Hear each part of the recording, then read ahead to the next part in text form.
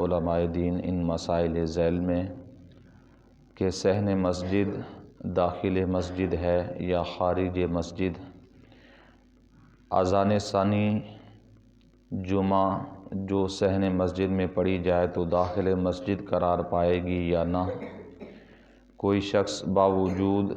داخل مسجد ہونے کے صحن مسجد میں نماز پڑھے تو اس کو مسجد کا پورا ثواب ملے گا یا کم، جنازہ مسجد میں یا صحن مسجد میں پڑھنا جائز ہے یا نہیں، یہ سوال کیا گیا کہ یعنی ان سب سوال کا ایک ہی سوال بنتا ہے کہ مسجد کا جو صحن ہے یہ مسجد کے اندر مسجد کے حکم میں داخل ہوتا ہے یا نہیں۔ تو اس سوال کا جواب ارشاد فرمایا کہ صحن مسجد جزو مسجد ہے، کما نص علیہ فی الحلیہ، جیسا کہ حلیہ میں اس پر تصریح ہے کہ اس میں نماز مسجد ہی میں نماز ہے۔ پٹے ہوئے درجے کو مسجد شتوا کہتے ہیں، یعنی موسم سرما کی مسجد، اور صحن کو مسجد صیفی یعنی موسم گرما کی مسجد، کہ فرمایا دونوں مسجد کا حصہ ہیں کہ جو مسجد چھتی ہوئی ہے تو اسے کہتے ہیں مسجد سرما یعنی سردیوں کی مسجد، یعنی سردی کی حالت میں اندر نماز پڑھتے ہیں، اور جو صحن مسجد ہے اسے مسجد صیفی کہا جاتا ہے، یعنی گرمیوں والی مسجد، یعنی گرمی کے اندر لوگ باہر نکل کر صحن کے اندر نماز پڑھتے ہیں۔ تو فرمایا کہ یہ مسجد ہی کے اندر داخل ہوتا ہے صحن، اور اس کے احکام سارے مسجد والے احکام ہیں، اور فرمایا کہ اذان مسجد میں منع ہے، نہ دالان میں اجازت ہے نہ صحن میں، مسجد و صحن مسجد میں جنازے کے لیے بھی اجازت نہیں ہے، اور یہی صحیح حکم ہے۔ تو حضور نبی کریم صلی اللہ علیہ وسلم کا اس بارے میں فرمان بھی موجود ہے کہ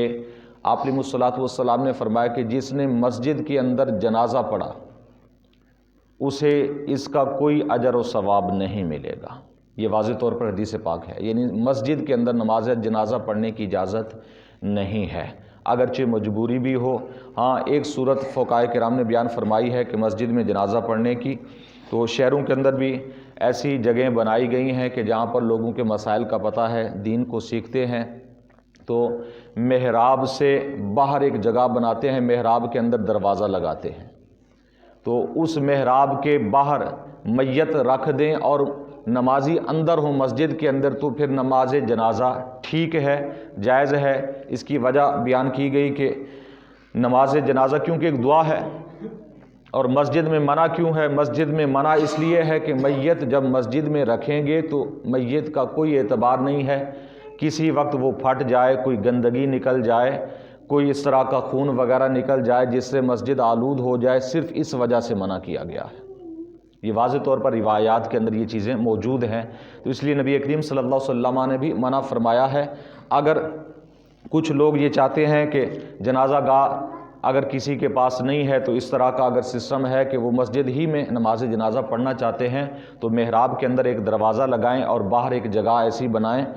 کہ میت باہر رکھی رہے اور امام محراب کے اندر ہو جائے، باقی جو نمازی ہیں وہ مسجد میں ہو جائیں، تو پھر اس میں کوئی حرج نہیں ہے۔ ویسے میت کو مسجد ہی کے اندر رکھ کے، یا صحن مسجد ہے یا مسجد کے اندر ہے، نماز پڑھنا اس سے منع کیا گیا ہے، اور ساتھ ہی پیارے آقا علیہ الصلوۃ والسلام نے فرمایا ایسے لوگوں کو نماز جنازہ پڑھنے کا کوئی اجر و ثواب نہیں ملتا ہے۔ تو فرمایا کہ صحن مسجد یہ مسجد کے حکم میں ہے، سارے احکام اس کے مسجد والے ہیں۔ ہاں، اس کے اندر ایک اور چیز کا بھی خیال رکھنا چاہیے کہ جب مسجد تعمیر کی گئی اور اس وقت جس صحن کو صحن مسجد بنایا گیا وہ صحن مسجد ہوگا،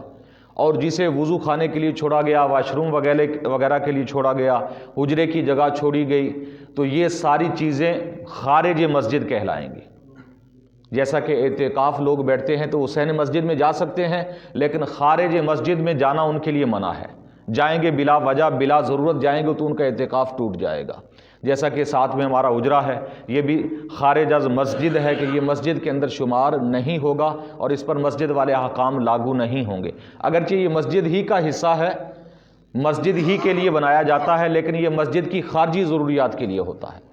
وضو خانہ ہے، یہ بھی مسجد کی خارجی ضروریات کے لیے ہے، یہ مسجد کے عین حکم میں نہیں ہے،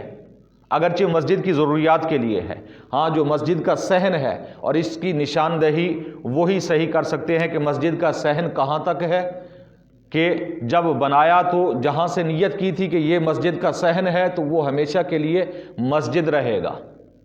اب وہ تبدیل نہیں ہو سکتا۔ یعنی جو یہاں پر ایک اور مسئلہ بھی ذہن میں رکھیں کہ جو جگہ ایک مرتبہ مسجد بن جائے، مسجد کے لیے وقف ہو جائے، چاہے وہ 1 انچ بھی جگہ ہے، مسجد کے حصے میں آ گئی تو وہ کبھی بھی مسجد سے خارج نہیں ہو سکتی، قیامت تک وہ جگہ مسجد رہے گی، اور اس پر مسجد کے احکام لاگو ہوتے رہیں گے۔ اس میں یعنی ہم کوئی ایسا کام نہیں کر سکتے کہ جو مسجد کے ادب کے خلاف ہے، جیسا کہ مسجد کے اندر، مسجد کی حدود میں واش روم بنانا ناجائز ہے، یعنی وہ جگہ جس پر پہلے مسجد رہی اور لوگ اس پر نماز پڑھتے رہے، جیسا کہ ایسا ہوتا ہے کہ مسجد چھوٹی ہوتی ہے، شہید کی جاتی ہے، توسیع کی جاتی ہے، تو پھر بسا اوقات کہ ہم نے خود ایسی جگہ پر دیکھا کہ وہاں پر پھر میں نے خود ٹوکا کہ یہ آپ غلط کر رہے ہیں کہ ہم یہاں پر نماز پڑھتے رہے، یہ مسجد کا حصہ رہا ہے۔ تو اس وقت تو لوگوں نے نہیں مانا، لیکن جب آگے پیچھے مسئلہ معلوم کیا تو پتہ چلا کہ واقعی یہی حکم ہے کہ مسجد جو ایک مرتبہ بن گئی وہاں واش روم بھی نہیں بن سکتی۔ ایک اور چیز بھی یہاں پر ذہن میں رکھیں کہ مسجد کی حدود کے اندر جس پر مسجد کے احکام لاگو ہیں، آپ کوئی بوٹی، کوئی درخت مسجد کے اندر نہیں لگا سکتے، یہ بے ادبی ہمارے بزرگان دین نے لکھا ہے۔